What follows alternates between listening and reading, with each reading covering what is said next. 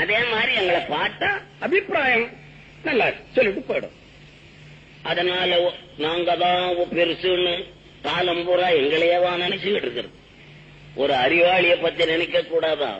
நீங்க இந்த நாட்டில் எத்தனை பேர் அதிகாரிகள், இந்த அதிகாரி நல்லவர், அந்த அதிகாரி நல்லவர், இவர்களை பற்றி புகழுங்கள். எங்கோ கூத்தாடுறோம், அது இங்க வந்து தரையில காமிக்கலாம்.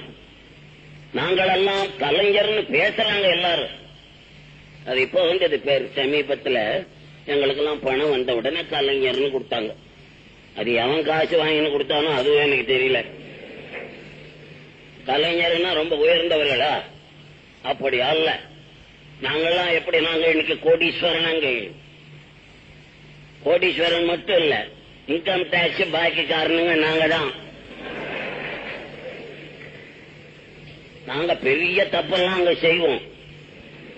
இன்கம் டாக்ஸ்னா என்ன ஜனங்களுக்கு தெரியல, அது அறிவில்லை. இன்கம் டாக்ஸ் மக்களுடைய பணம்.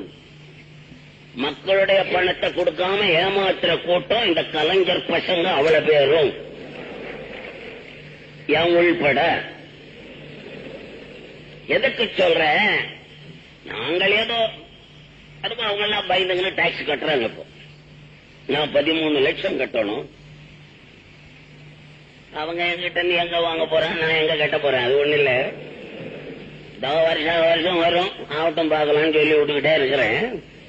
எதுக்காக சொல்றேன், நாங்கள் இவ்வளவு தப்பு செய்யறவங்க, மக்களுடைய பணத்தை மோசம் பண்ற ஒரு கூட்டம் இந்த சினிமாக்காரருடைய கூட்டம்.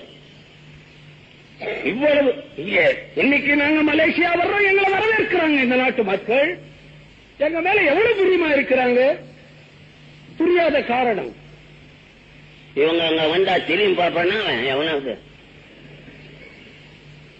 ஊர்கா போட்டிருப்பான், நாயை கட்டிருப்பான். இவ்வளவுதான். மலேசியாவில இருந்து இங்க இருந்து போயிட்டு வந்தவங்க சொல்றத கேட்டா தெரியலையா இவங்களை? நாங்க ஒண்ணும் இல்லாதவங்க, நாங்கெல்லாம் இன்னைக்கு பணக்காரனா ராவும் பகலும் நினைக்க வேண்டியது உங்களை.